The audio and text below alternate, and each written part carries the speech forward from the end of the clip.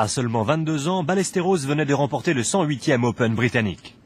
Lorsque 9 ans plus tard, il revint à l'ITAM, on lui assigna le casier numéro 108, qui s'avéra être de bon augure.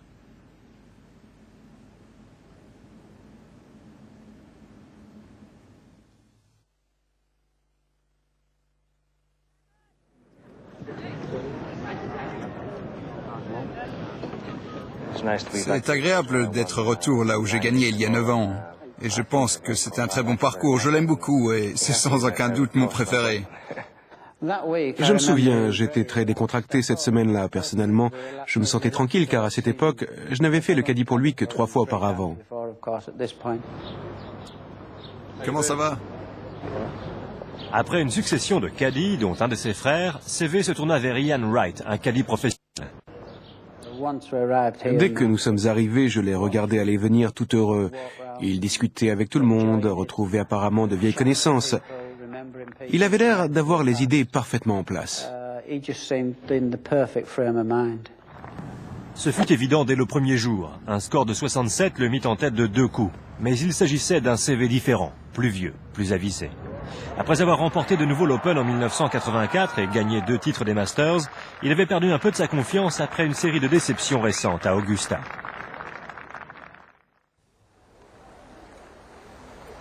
Un deuxième tour en 71 donnait à CV la 2e place au classement lorsque la pluie commença à tomber le samedi.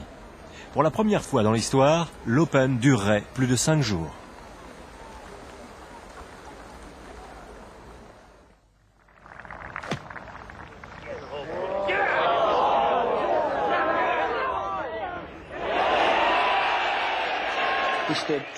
Il était complètement décontracté avec tout le monde. Il avait apparemment gagné en assurance grâce à sa précédente victoire sur ce même parcours. Sa tactique était établie et je suis sûr qu'il l'avait élaborée en se basant sur sa victoire de 1979. Mais pour gagner, CV devait battre les meilleurs. Lyle, qui avait remporté les Masters quelques mois auparavant, avait un caddie qui savait ce que cela représentait de gagner à l'ITAM. Nick Faldo, vainqueur l'année précédente, qui ne se laisserait pas prendre son titre facilement.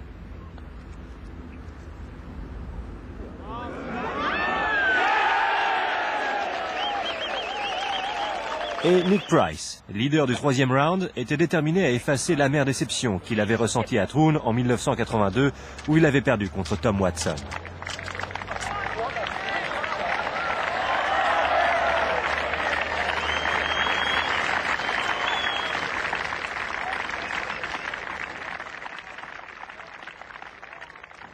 Seve était à 2 coups derrière Price et nous étions de manière générale en position assez favorable parce qu'il jouait bien mais revenait bien aussi. C'était probablement la position exacte qu'il voulait avoir.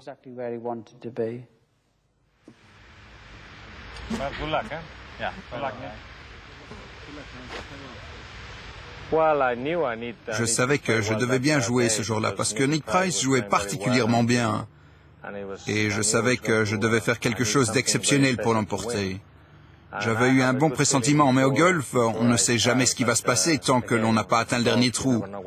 Mais c'est ce qui s'est passé et j'étais très bon.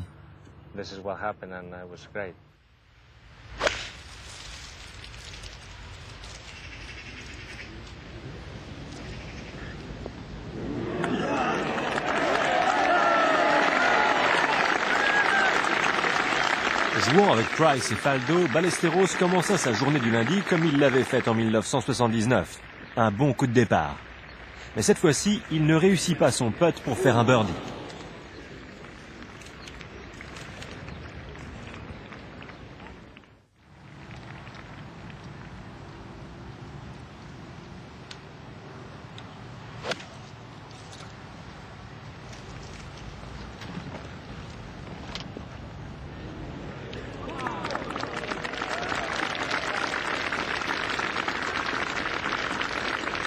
Une autre bonne approche au 2e trou ne réussit pas à les départager. Et avec le recul, si l'une de ces chances relativement faciles avait été saisie, ce qui a été l'un des meilleurs rounds de l'Open aurait pu en être le meilleur.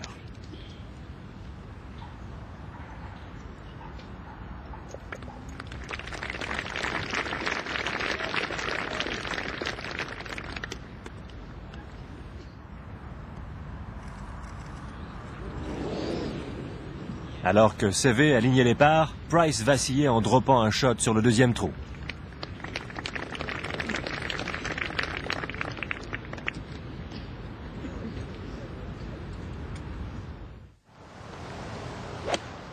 Faldo, d'un autre côté, récupéra le coup qu'il avait perdu sur le deuxième en faisant un birdie au troisième trou.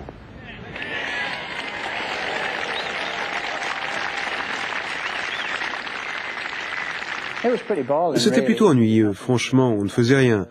On avait une opportunité sur le premier trou, mais on ne l'a pas saisi et ça a continué.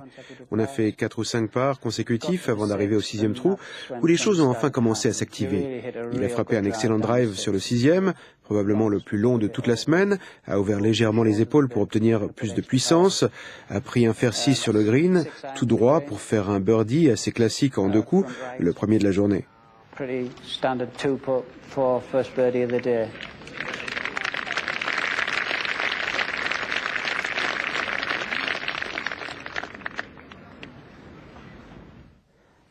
Il a alors commencé à discuter un peu, un léger rebond sur le 7e, un superbe drive au 7e.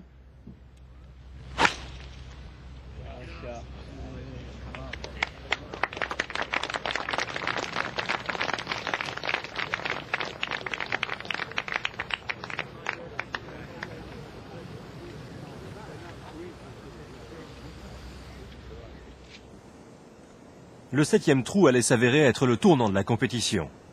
Long de près de 500 mètres, le vent dans le dos, qui ne s'était pas calmé de la semaine, ce trou offrait de réelles possibilités de birdie pour un professionnel.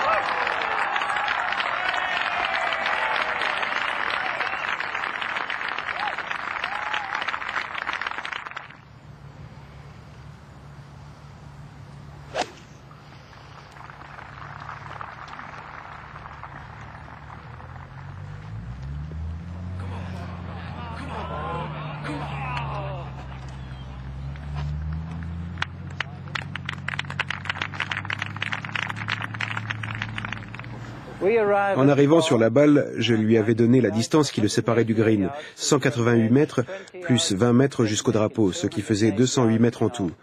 Et nous nous sommes décidés sur un fer 5 car le trou était légèrement dans le sens du vent.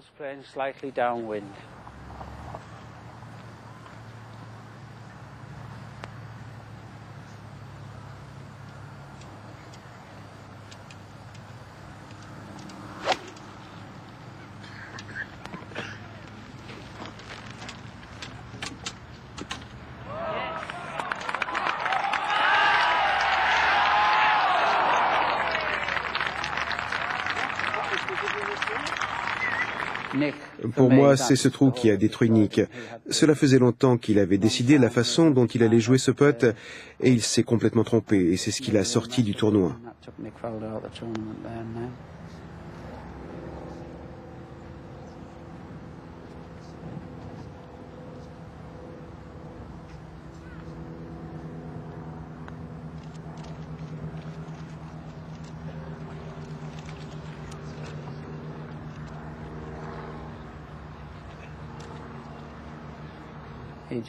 Pendant un moment, on avait l'impression qu'il s'autodétruisait mentalement.